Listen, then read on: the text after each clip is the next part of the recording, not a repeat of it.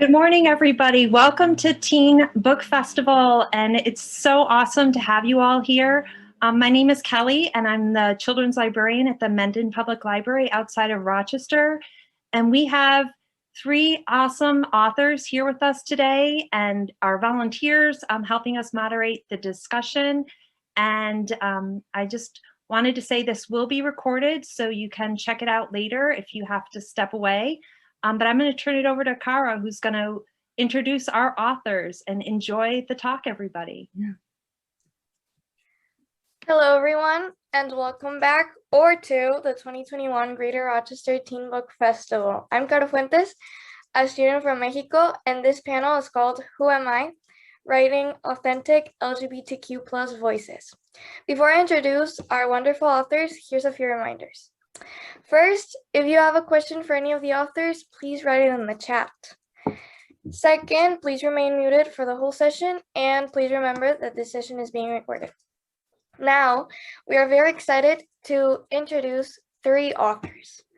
Our first author is Florence Gonsalves. She has written 2 young adult books, Love and Other Carnivorous Plants and Dear Universe. She is also a candidate for MFA in poetry at Virginia Tech, where she lives. For our second author, please welcome Shaun David Hutchinson. He was born in West Palm, Florida, and studied medieval and Renaissance literature. He mostly writes young adult fiction, but has also written some short stories and a memoir.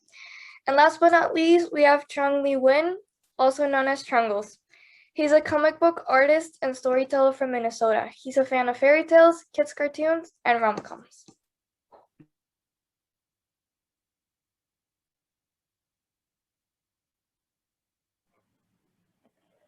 All right, thank you all for being here. We're very excited to be talking with you guys. For our first question, besides in your own work, who is the most authentic LGBTQ plus character in literature today? And what about in other pop culture?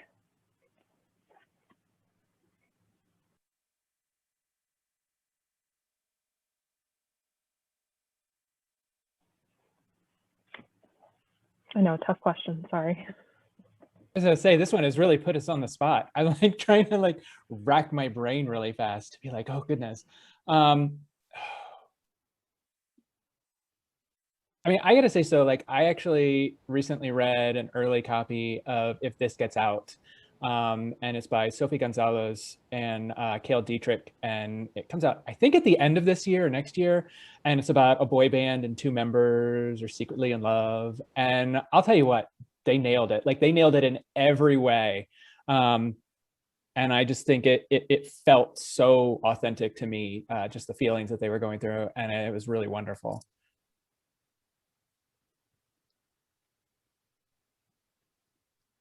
Yeah, I couldn't say. I tend not to prioritize kind of fictional characters over their relationships to real readers and writers. And so if you're a reader, if you connect to a queer character and all of their queerness, that character is as authentic as you need that character to be. So I don't tend to set up fictional characters in terms of is this authentic enough? Because oftentimes queer people in real life in kind of not binary situations kind of find ourselves in positions where we're are we queer enough? And how is it a matter of expression? Is it a matter of legibility? And so honestly, if you're a queer reader and a queer character speaks to you, that character is authentic to you, and your relationship with them is going to be really wonderful and positive for whatever it is. So there's no correct way. Authenticity in terms of queerness is a bit of a sticky wicket, and I think as long as you've got queer creators and queer readers, you're good. Yeah, I'll just add that as somebody who thought they were straight for a very long time, I just wasn't on my radar really, that I wasn't actively looking for representations of queerness in literature. And it's funny now it's been only in the last year or so that I've gotten comfortable saying I'm queer. And it's just kind of changed. I'm curious to return to reading. I haven't been able to read in the pandemic. I guess I should just kind of put that out there. So I'm curious to return to reading again when I'm like in the mental space where I'm capable to focus. Yeah, I'm curious to kind of explore those characters more.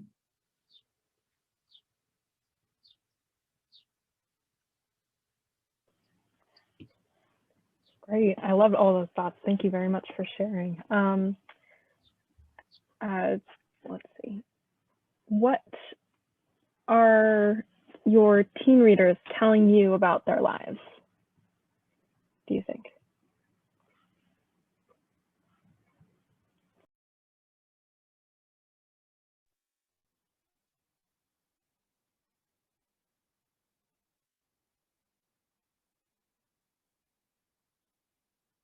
Like, what are they telling us in terms of like about themselves, or because like, I mean, when I talk to teen readers, I mean, they're far more open about who they are than I ever was, and I feel like they're a lot more comfortable, I mean, just talking about gender identity and sexual identity, and whereas for me as a teen, like those were very taboo topics. Like we didn't think about it. Like I would have never even considered thinking about gender because it was just something that didn't come up. And so I don't know, like none of them are like specifically saying like, these are the things I want you to focus on, but it's more like I'm seeing that they are just a lot more open to discussion, exploration than we ever were. I'm old, so. I think one of the things that kind of pops up, and this isn't something where like people have divulged things, like where young people have divulged things about their lives to me, but there is kind of a hunger and curiosity to know more kind of about queer history a little bit as well, which is something that I never really got growing up. And we're sort of finding now that like for like particularly like queer men and trans women, like there's a lot of history that's sort of been lost because of the AIDS epidemic and how horribly that was mishandled. And so we just lack a generation of elders to the extent that we should have them still. And so there are a lot of kind of contexts and stories that are sort of missing from a lot of the narratives that are kind of put out there, like where does this come from? Where did these terms come from? How have we evolved on these things? Teens have been very intentional about asking those questions. And I kind of like, it's encouraged me to explore a little bit more about kind of like what queer lineage looks like and what does it look like when we're not born into like communities of queerness necessarily. We have to, pursue kind of found family and piece together our history that way. There's intention behind that all of the time. And so when there's like a curiosity and hunger there, oftentimes like the thing that is expressed commonly from young readers for me is, I wish I knew more. I think some of the best feedback that I got was through a random submission comment on my website. And the person said that reading like Danny's character made them feel less alone, like they weren't the only person in the world. And I think that ultimately is what, excuse me, what I've been aiming for. And I think I was only 4 years out of being a teenager when I wrote Love and Other Carnivorous Plants. So the experiences were still really fresh. And I think kind of taking what I experienced and then what some of my friends experienced was a lot of ugly stuff that I think a lot of teens experience, but that maybe a lot of it hadn't been written before. I know my mom's book club, oh God, when the moms get a hold of your book, it is petrifying. But they were just like, this is what our teenage daughters are experiencing. And obviously like there's no one size fits all story. But I think that, I don't know, I find that adults underestimate teenage experiences all the time. And so it's interesting to kind of push those bounds by like racking personal memories, also friends' memories.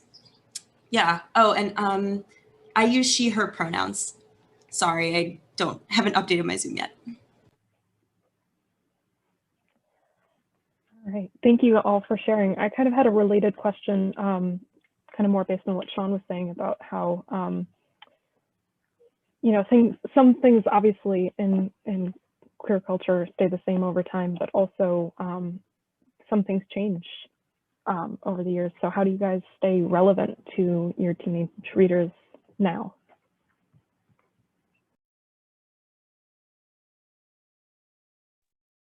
I think research. I mean, not just research, but just by being out in the community. You know, when I first came out, like it was very cocooned within like I didn't feel like I fit in within gay culture. But gay culture to me was white gays, men. Like that was it. Like that was gay culture to me. And it took a lot of time to expand, you know, out of that cocoon.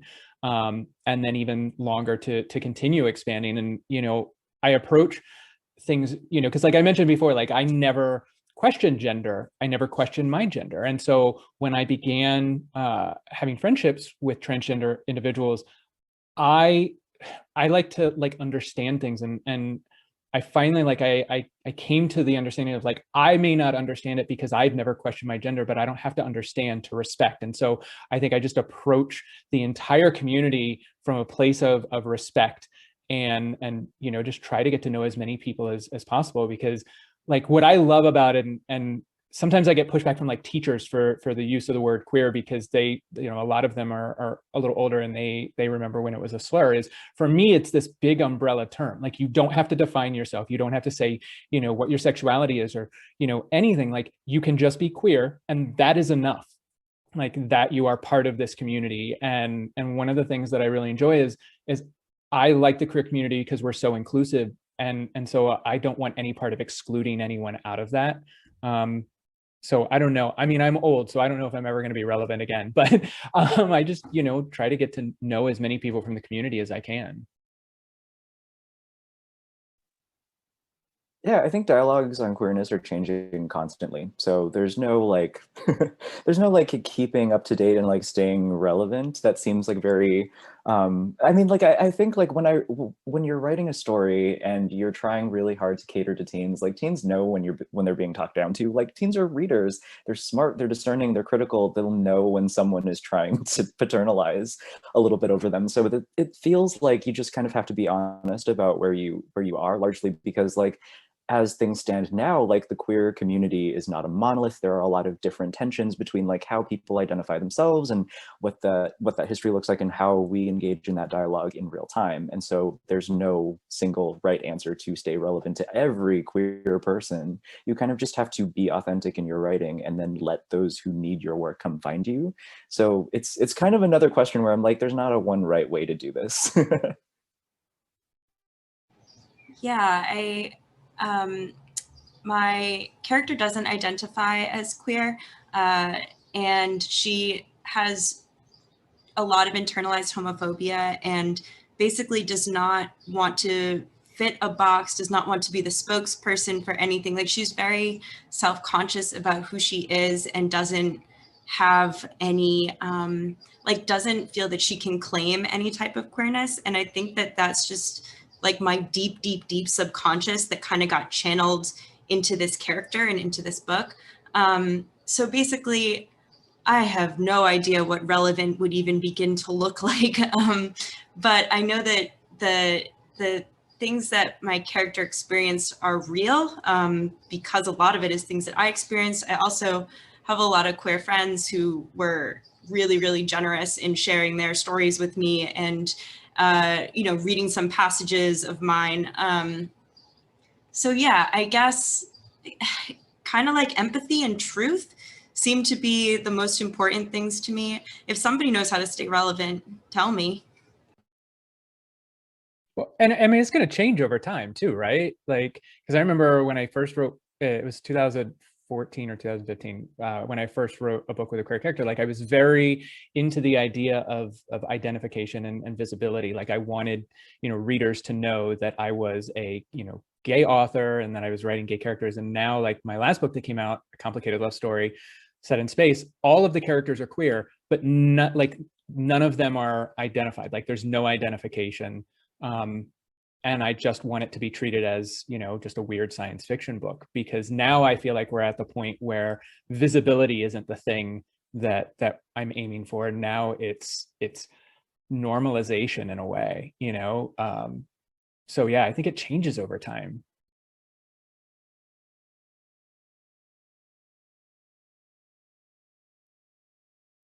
So along that line,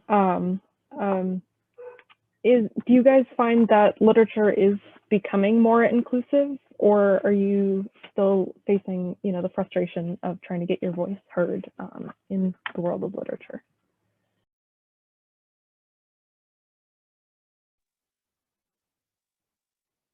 When y'all go, I don't want to keep going first.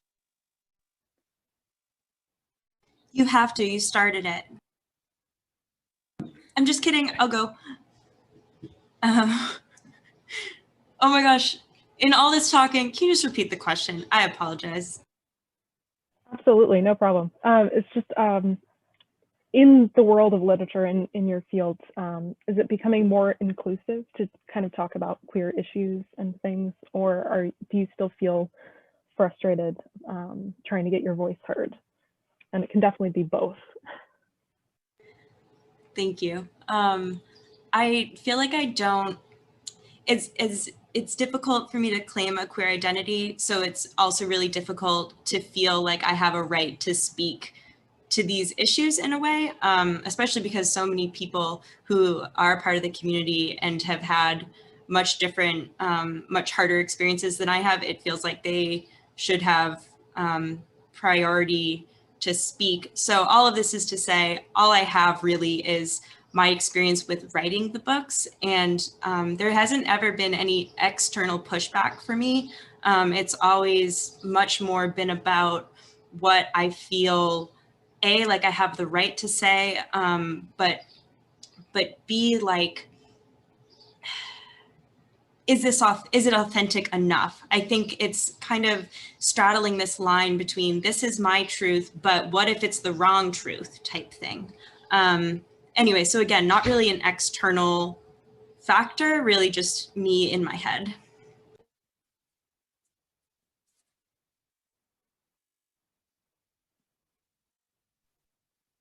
Go ahead. No, you go ahead. You go. Okay, sure. I mean, I was just going to say that I come from comics. And so like comics and graphic novels have undergone enormous changes over the past decade or so. And I'm really spoiled. Like I kind of just started and I've never gotten any pushback in terms of like how to tell stories that are authentic to my queerness and like other LGBTQ characters.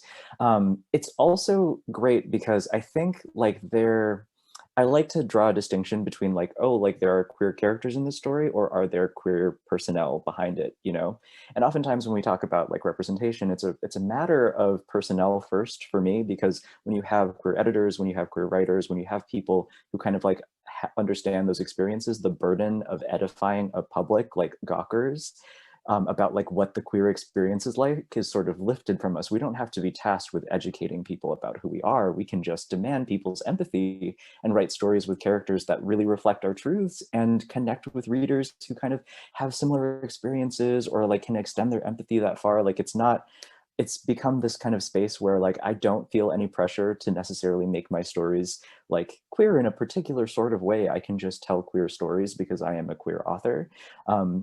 And so in that way, like I don't experience a lot of the challenges that I've seen my colleagues and my forebears have experienced over the past decade or so, because publishing has changed so rapidly. And I'm sure it depends on what you're doing, and it depends on the imprint that you're working for. It depends on the people that you know in your networks. But in general, like I think there has been a shift, and there have been more kind of queer folks who are in positions where they can help shape stories from queer authors. And that kind of puts me in a really kind of nice position where I can, submit a script and my author and my editor can be like, I bet you can make this more gay than it is. And like, that's an experience that I've had. And so like, I'm in a positive place right now. And I know that things have not always been this way. And I know that people have worked very hard to make things this way. I'm also kind of very mindful of the fact that oftentimes these kind of shifts can swing back and forth. And so we kind of have to be very intentional about holding space for queer stories wherever you can find them, in colloquial spaces and educational spaces. So like right now things are good, I think, for me, per my experience. And it's taken a lot to get here. Yeah, I was just gonna say, like when I published The 5 Stages of Major Brawley, which is my first book with a queer character, I mean, I could easily count on, one or two hands the number of books with queer characters coming out in a year. And now that same number comes out every week. And that to me is this huge shift. you know, and where like it was a big deal to have, you know, have a queer character in a book, and now it's, you know, I can have an entire book where it's all queer characters and nobody bats an eye, and you know, they like that. But I also, you know, think like what Florence said, you know, there is different pushback in different areas, and I just want to say, like, just personally to you, like, your story is authentic and your story is real and you have every right to tell it. And it's there's gatekeeping that is happening in certain places that I really dislike.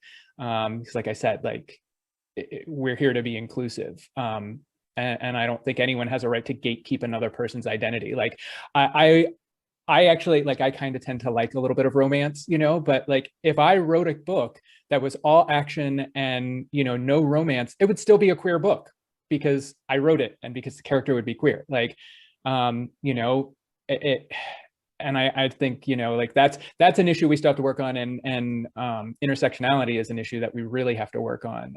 You know, now we need to move into telling other types of queer stories rather than queer stories focusing on white people, which is, you know, where we have been. But we have made great strides, I feel like, in the past few years, and you know, I hope we don't go backward, and I hope we continue to move forward. Absolutely. Thank you guys for sharing. We have a question from the audience. Can cisgender people write trans people, or is that, you know, are there any reasons to not do that? This person is writing a trans character right now and is terrified of getting it wrong. So what are your thoughts on that?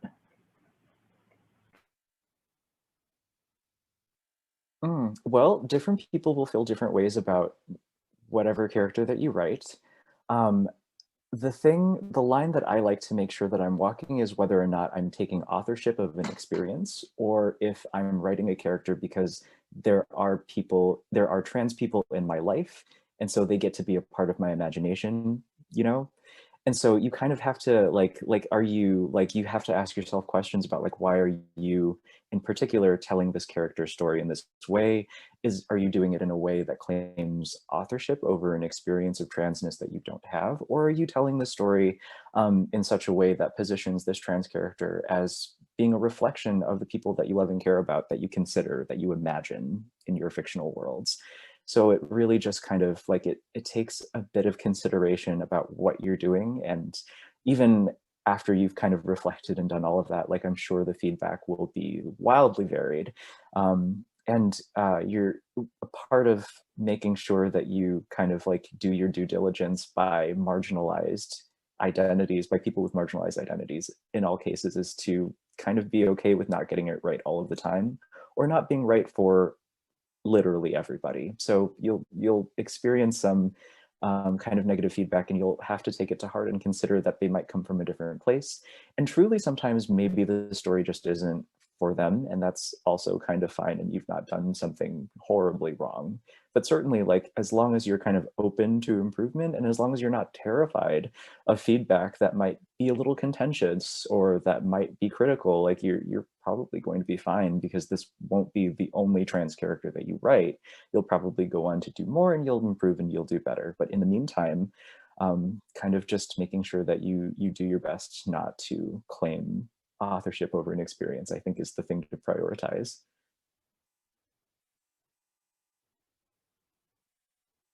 I have nothing to add to that. I think that's like a really great answer. So yeah, I will say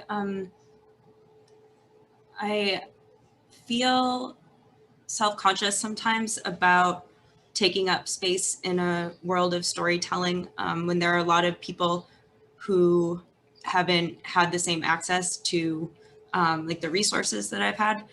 And especially like with respect to queerness, I guess I can speak more directly to my experience, is on the one hand, I felt like how many queer women have been silenced, and now I have this platform to talk about something, but like there are so many other people who could also be telling this story, versus how many teens, readers are going to benefit from having a queer character. Like, how how much is this adding as opposed to taking away, sort of. Not that it could ever possibly be like a plus minus scale, if you will.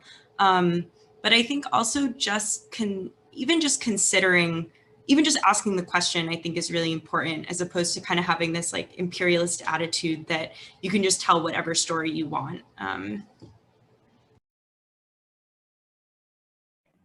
Absolutely. Thank you guys for sharing. Kind of getting more into the writing process and what this whole panel is about. Do you guys ask yourself, who am I while you're writing, and how does that show up in the way that in your process? Yeah, I actually think it's always sort of an interesting thing. When I was writing my memoir, I started coming to terms with the being demisexual and having to understand what that even meant, and that made its way into future books, and so yeah, I mean, it was something as I was going through my teen years and going through the emails and journals and everything that I was written, I began to understand a little bit more about myself, and so I think that's interesting, that as we explore books, we are also exploring our own identities, and I think that always filters into what we write.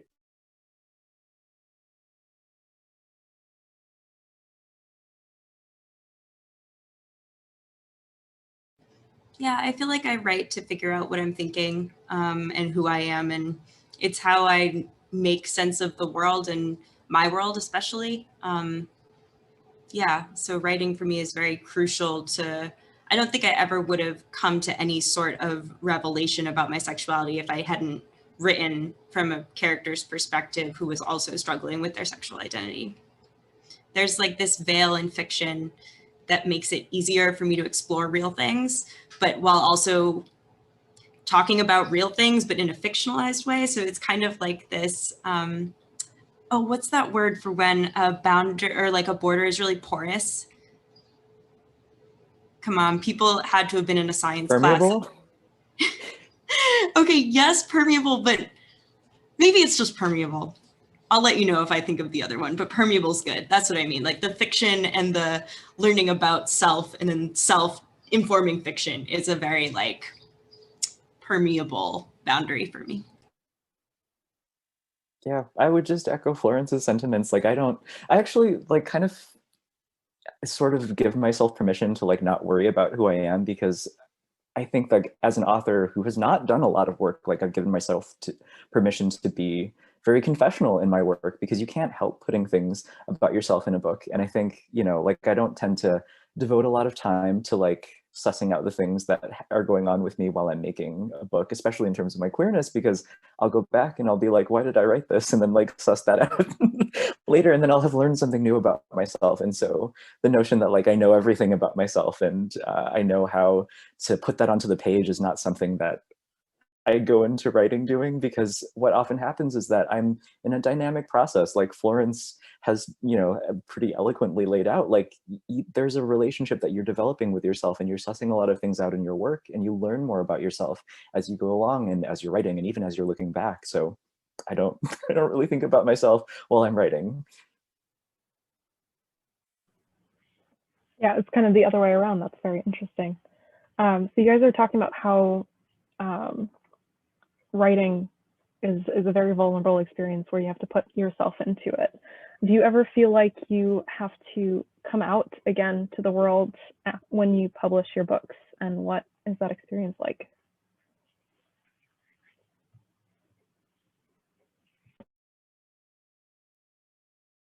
Not anymore. No, I haven't done that in a long time. I mean, it's kind of my, like, I kind of made it part of my brand. So most people know what they're getting when they get me. So, and I appreciate that, because like it actually did suck is halfway through like my publishing career, I went into a different job when I was still working at a day job, and I had to go back into the closet because they were a very conservative company and I needed the job, and I didn't feel safe and comfortable there. And so it was actually weird, like having to go back in the closet rather than coming out. That was a weird experience, but no, I don't think I've had to come out in a long time in publishing.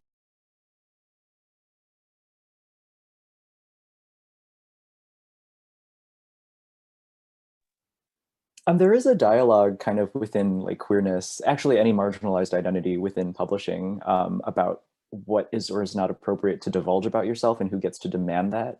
And I very strongly hold that like if you're an author, like what you put out into the world is a matter of your own discernment.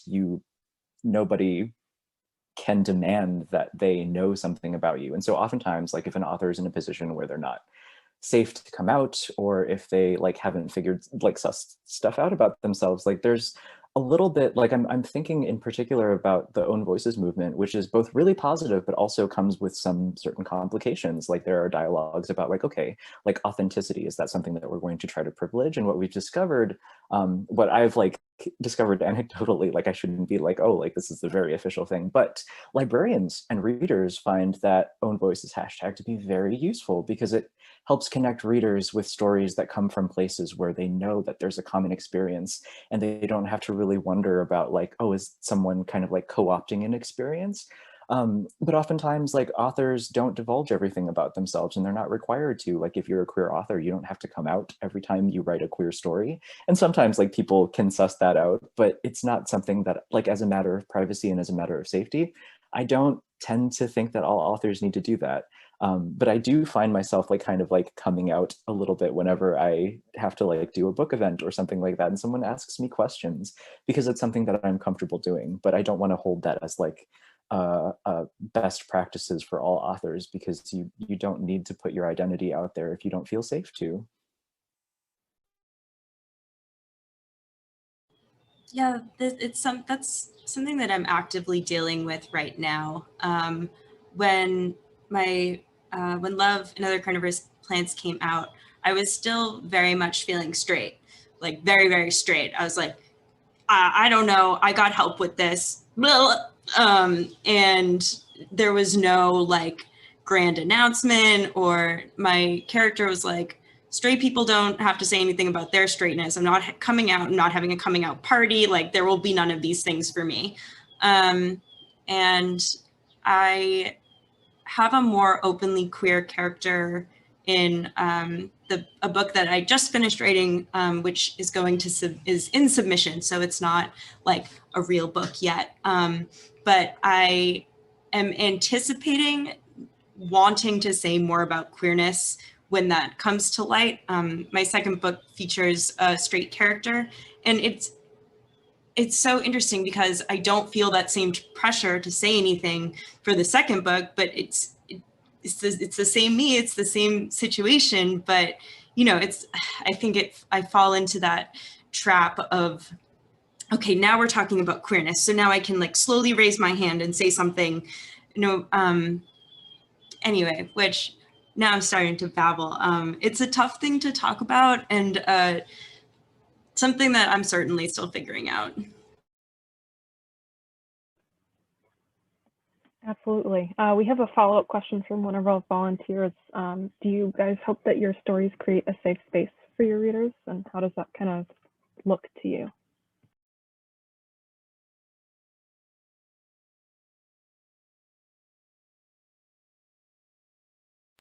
I mean, obviously, like, yeah, like I hope that my books create a safe space. Like, I think that goes along with what I said about like the evolution of how I've sort of presented my characters. And it, you know, it was one of those things where visibility was important before, but now I just want it to be like, you know, queer characters exist. I want queer people to know like it's okay to exist and just do your thing, you know, like I want people to know that, you know, because I think that there's when we started publishing more queer books, I think there was a sort of push to make being queer the central theme of every story. And it's like, that's not necessarily like when I was first coming out, like, yeah, like being queer was like this very big thing in the middle of my life. And now it's just like this thing that exists as part of me. And it doesn't really affect a lot of my life. And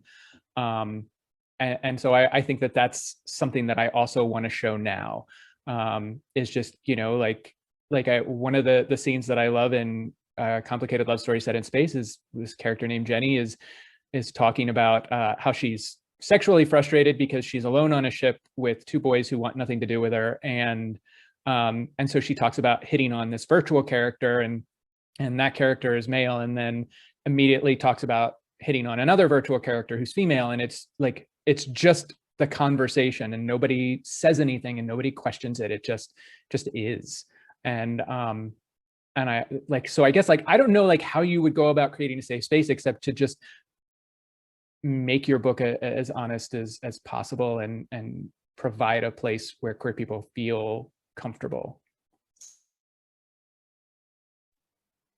I think a lot of conversations about like queerness in books kind of center out, like, especially if you're writing for a younger audience, like the trepidation around like whether or not the book is appropriate is usually not a matter of like teens or younger readers, because younger readers, like readers at any age, actually, honestly, like literally no matter how old or young you are, you have a pretty good sense of like what you are and are not ready for. And so it's not really a matter of like, oh, like queerness is going to somehow like make these young readers feel a certain type of way. And so I don't tend to think about like what is or is not like I think like building queer spaces kind of exists outside of like whether or not a book is something that is approved. I hope that teens break rules and like don't listen to who says that they can or cannot read a certain thing. So I don't really tend to worry about that.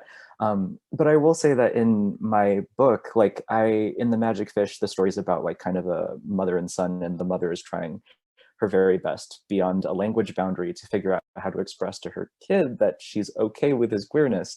And for me, like a lot of queer stories that I grew up with, because that's just kind of where we were in time, kind of centered the trauma of coming out and like the experiences of violence within and without queerness. And so I wanted to tell a story about kind of a positive coming out experiences, because I want readers to imagine a world where they're owed that. Because if you are a queer person and your guardians and your parents are not making you feel safe and guided and protected, like you get to feel angry and bereft. You get to imagine a world where that's something that you should have, and you should know that like your anger is the part of you that loves you, and that's the thing that you should be pursuing. And if your parents are failing you in that regard, you get to be angry. And I think that that kind of making space and making sure that queer folks know that they can have reasonable expectations to be treated with respect and with love, like that's kind of where I'm setting the standard for how to make a safe space for someone, is to tell a story where they can imagine themselves in a better world than what they've experienced.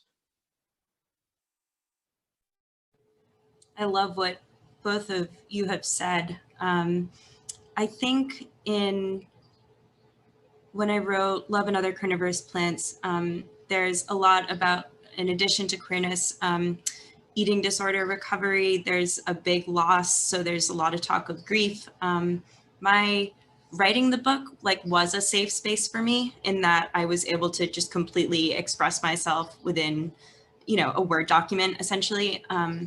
And I think that for me, it was a space where I could talk about whatever and however messy and nasty and just like awful all of these things that I was experiencing or that my character was experiencing, just really being truthful about it. And I was grateful that the page held that space for me. And I hope that in almost that kind of energy gets carried on to the reader. Just in that, hopefully in providing an authentic experience, other people will also feel safe and encouraged to have their own authentic experience, even if it's, nothing like the one portrayed in my book or somebody else's book. Yeah, I mean, I think it's important, to show, not just the world the way it is, but like you said, the world the way you want it to be, and it's I was kind of scared. So I wrote this historical, it comes out in September. It's set in 1909 during the Seattle World's Fair, and it's about two magicians' assistants who meet and fall in love. And when I pitched it to my editor, in the pitch, in the proposal, I wrote, there's not going to be any homophobia in this book. I know it's set in 1909, but we're just not doing that. And I expected pushback, and they were like, no, okay, that's cool. Because I wanted to be okay, I know it's not realistic. I know realistically, it just would not have happened. But couldn't it have? Shouldn't it have? And I just wanted to go there. And so I think we can do that too, even if it's not necessarily realistic. We should be able to write books like that too. Wow, thank you guys so much. We have about 5 minutes left, so we are just going to stick to one last question. So I like what Shaun said earlier about, having queer characters, but not necessarily making that the focus of the story. So how do you guys make your characters three-dimensional and not just, queer? We love queerness, but there's more to people than just their queerness.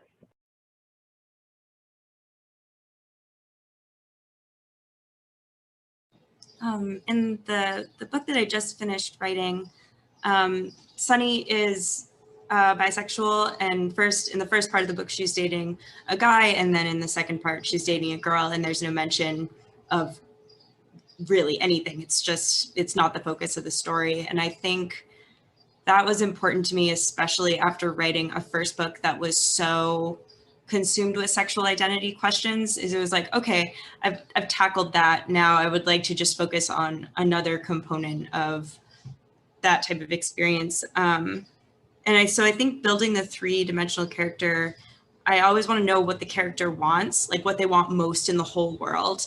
And that helps me figure out other things about them, like what their relationship is like with their parents, what they like to do in their free time. So I kind of start with like their biggest desire, and then it's able to kind of form like a little web or network from there.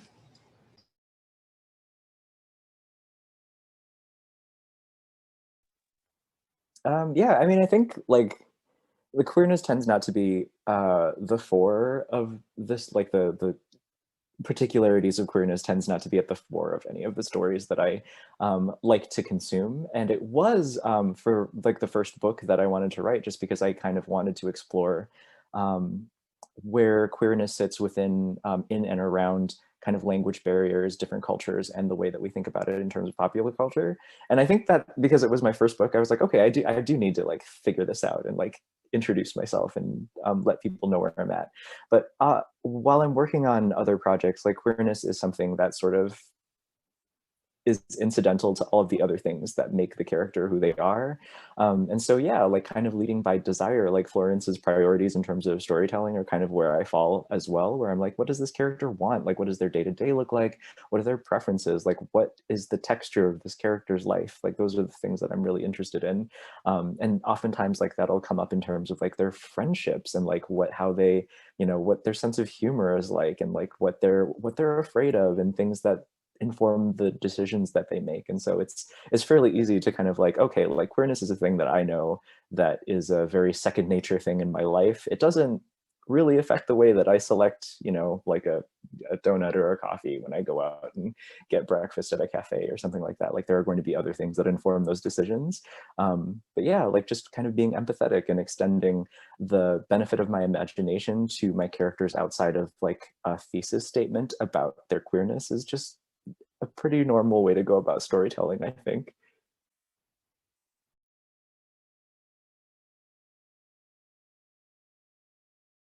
You're muted, Shaun.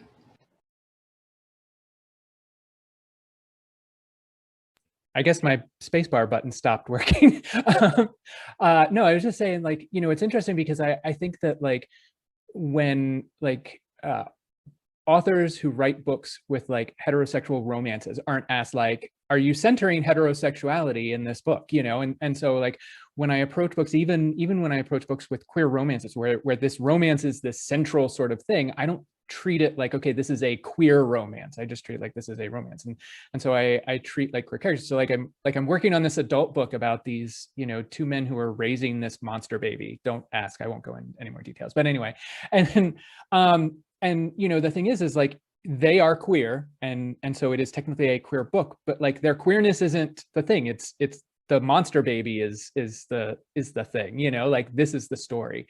And and so I tend to approach it like that. Like I approach it like with everything else. And so the rest of it is like, like y'all said, like it's just who are they, who are their friends, what are they doing, and I figure all of that stuff out by writing 10,000 words of them doing normal boring things that eventually get cut, like going to the grocery store and hanging out in a coffee shop and doing whatever, that my editor is always like, this is boring, cut this. So Yeah, like I just like, I guess it's like I try not to think about like, you know, their queer things, and like, because like the only time like being queer influences my day to day is like, you know, am I going somewhere that supports like anti-queer, you know, agendas? Like I won't go to Chick-fil-A. That's the only time being queer influences like where I eat.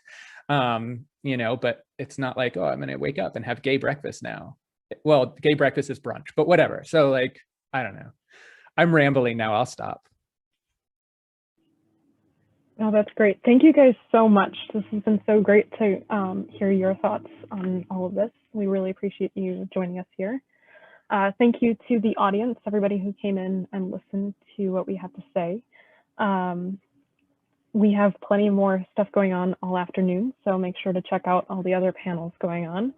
And we also have Hippocampo is selling books. There are book plates signed by the authors, so limited supply of those. And we also have plenty of merchandise left on our site. Thank you all for joining us, and enjoy the rest of the day at Teen Book Fest. Thank you. Thank you all for coming, and thank you all for moderating and all your great questions.